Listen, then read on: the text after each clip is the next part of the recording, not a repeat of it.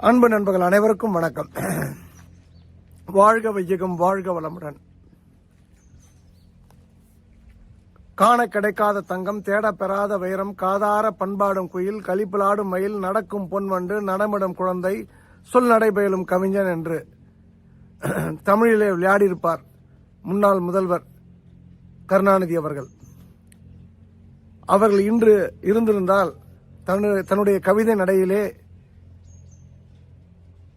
விழுப்புரத்தின் வில்லாதி villain பொறுக்கி பொன்முடி என்று எழுதியிருப்பார். துரதிருஷ்டவசமாக இறந்து போய்விட்டார். என்ன நடந்தது? நானெல்லாம் அண்ணாமலை பல்கலைக்கழகத்திலே இன்ஜினியரிங் பட்டதாரி, இரண்டாவது அங்கே முனைவர் பட்டம் வாங்கிய ஒரு மாணவனாக மிகுந்த சந்தோஷப்பட்டது உண்டு. இன்று பொறுக்கி பொன்முடி அவர்களுடைய சமீபத்திய பேச்சை கேட்ட பிறகு அவர் படித்த அண்ணாமலை பல்கலைக்கழகத்தில் நான் படித்தேன் என்று வருத்தப்படக்கூடிய, வெட்கப்படக்கூடிய நிலைமைக்கு ஆளாகிவிட்டேன். 1989 பொன்முடி முதல் முறையாக எம்எல்ஏ மற்றும் மந்திரியான பிறகு இன்று வரை அவருடைய சொத்து என்று பார்த்தால்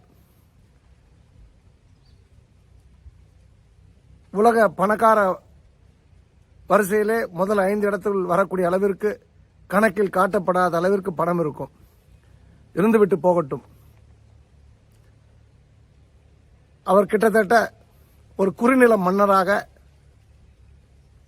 தன்னை ராஜேந்திர சோழனாகவே அந்த வட்டாரத்தில் நடத்தி கொண்டு வந்துள்ளார்.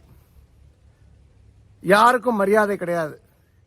யாராவது அவரிடம் சென்று ஏதாவது கேட்டால், நீ என்ன எனக்கு ஓட்டு போட்டு கீழ்ச்சிட்டியா?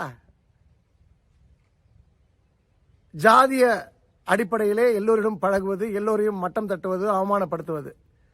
ஒரு ஓப்பன் போரத்தில், ஒரு மேடையில் வைத்து 1000 பேருக்கு முன்னாடி நீ எஸ்சி தானே அப்படின்னு ஒரு பெண்ணை பார்த்து கேட்டவர். எஸ்சி என்றால் இலக்காரம். அந்த எஸ்சி எல்லாம் உங்களுக்கு ஓட்டு போட போய் தான் நீங்க எம்எல்ஏ மந்திரியா இருக்கீங்க. படிக்காத அந்த மக்கள் செய்த தவறால் தான் நீங்களாம் மந்திரியா இருக்கீங்க. ஒருவர் அப்பாவி ஒரு மரணம், ஒரு மரக்காணத்தில் ஒரு கள்ளச்சாராய மரணம் எதனால ஏற்பட்டது என்பதை விட்டுட்டு இங்க ஒரு ஆரம்ப சுகாதார நிலையம் இருந்தனா இந்த மரணத்தை தவிர்த்துக்கலாம்னு சொல்லும்போது, நீலாம் ஓட்டு போட்டு கீழ்ச்சிட்டியா அப்படின்னு கேட்டவர் தான் இந்த பொறுக்கி பொன்முடி.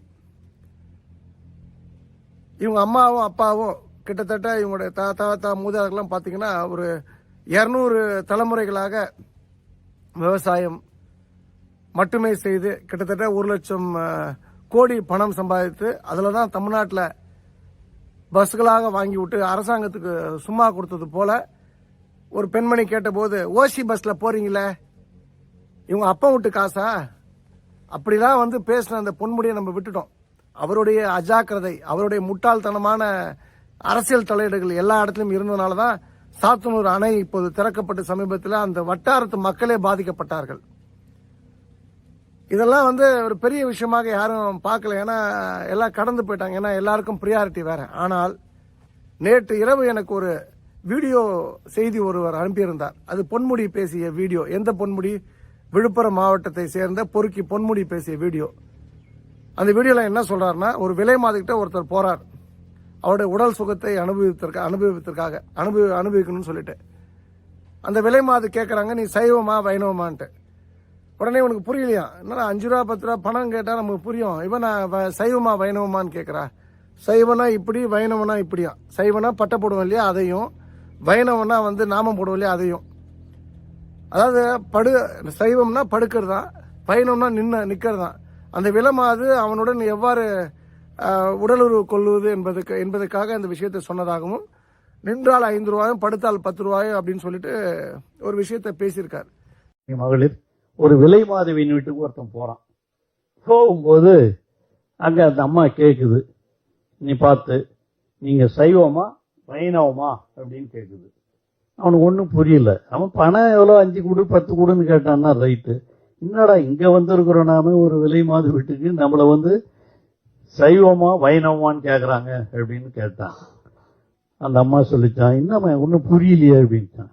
ஒன்றும் இல்லை, சைவம்னா இப்படி, வைணவம்னா இப்படின்னுச்சான். ஒன்றும் புரியல. சைவம்னா இப்படி, வைணவம்னா இப்படி ஒன்றும் புரியல. என்னவா சொல்ற, இதுன்னா அது தீபம் விபூதி இது தானே, அதுல என்ன இருக்கு அப்படின்னா, இல்ல சைவம்னா படுத்துக்கிறது, வைணவம்னா நின்னுங்கிறது. நின்னுங்கன்னா 5, படுத்தா 10. மற்றவங்களும் சரி. அது ஒரு திராவிட கழக மீட்டிங், கோவை ராமகிருஷ்ணன் சம்பந்தப்பட்ட மீட்டிங். அங்க இத்தனைக்கு பெண்கள் இருந்திருக்காங்க. அந்த பெண்கள்லாம் உண்மையிலே பெண்களான்னு ஒரு கேள்விக்குறியோட தான் நம்மளாம் பார்க்க வேண்டியிருக்கு. அந்த இடத்துல அந்த பொன்முடியை செருப்பு கட்டி அடிச்சிருக்க வேணா. அந்த இடத்துல அவர் சொல்றாரு சைவமா வைணவமான்னு கேட்டார் பார்த்தீங்களா. அவரு என்ன புரியலன்னா, விலை மாது கூட தன்னுடைய உடம்பை வித்து ஏதோ ஒரு சந்தர்ப்ப சூழ்நிலை அவளுக்கு அவ தம்பியை படிக்க வைக்கலாம், பிள்ளைங்களை படிக்க வைக்கணும், வயிற்று பழப்பா கூட அவ வித்து உடம்பை வித்து தான் அவ சாப்பிட்டு இருக்கா. உங்களை மாதிரி ஊரை ஏமாத்தி அப்பாவி மக்களுக்கு 500 ரூபாய் 1000 ரூபாய் ஓட்டு சமயத்தில் கொடுத்து அதன் மூலமாக பதவிக்கு லட்சக்கணக்கான கோடி ரூபாயை நீங்கள் சம்பாதித்து, லட்சம் கோடி சம்பாதித்து யாருக்கும் எந்த பிரயோஜனம் இல்லாமல் வணங்கினா கூட வணங்க மாட்டார். அப்படியே பெரிய ஒரு ராஜா எப்படி நடந்து போவார் ரோட்ல, அது போலதான் திமிரு பேச்சு, எல்லாமே திமிரு பேச்சு.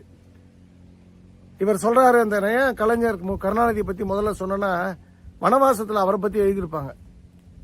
அப்போ விலை மாது அப்படின்ற ஒரு விஷயம்லாம் போனவனுக்கு தானே தெரியும் அங்க என்ன நடந்ததுன்னு. இதெல்லாம் கதை கிடையாது. இவன் இந்த ஆள் போயிருப்பான், அவ கேட்டிருப்பான், அந்த விலை மாது இவன்கிட்ட கேட்டிருப்பான், அதை வச்சுதான் இவன் சொல்லியிருப்பான்னு நினைக்கிறேன்.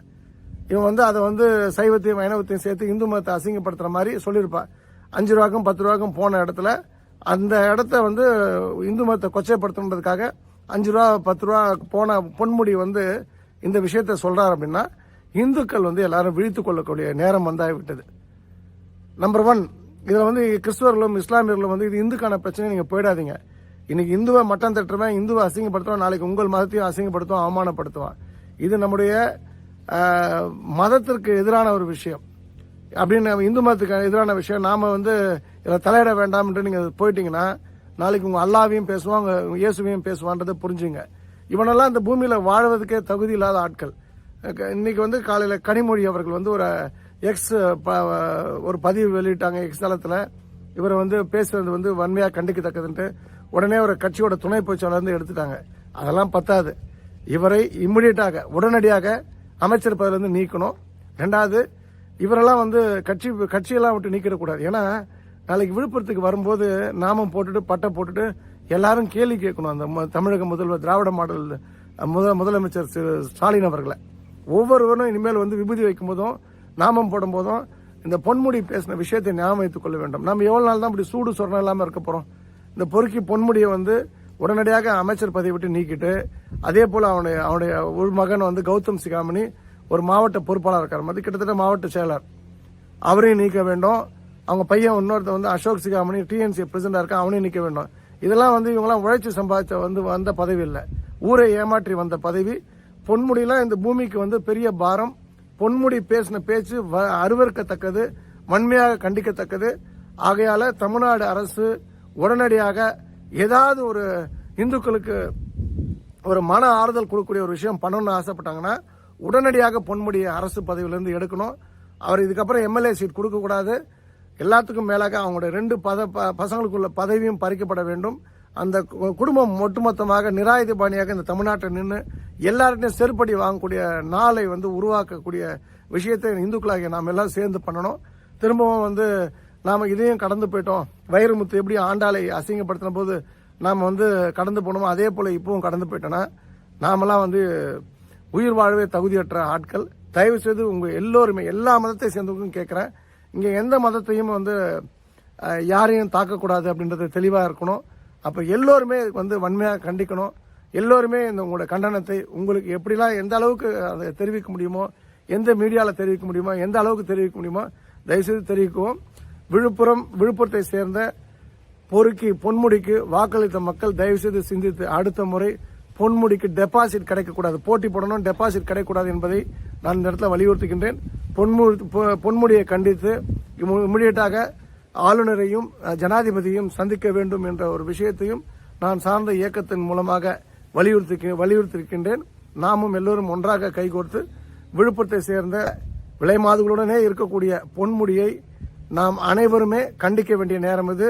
அனைவருமே வந்து இந்த இடத்துல ஒன்றுபட்டு திரு பொறுக்கி பொன்முடி அவர்களுக்கு பாடம் புகட்ட வேண்டும். சர்வம் கிருஷ்ணார்ப்பணம்.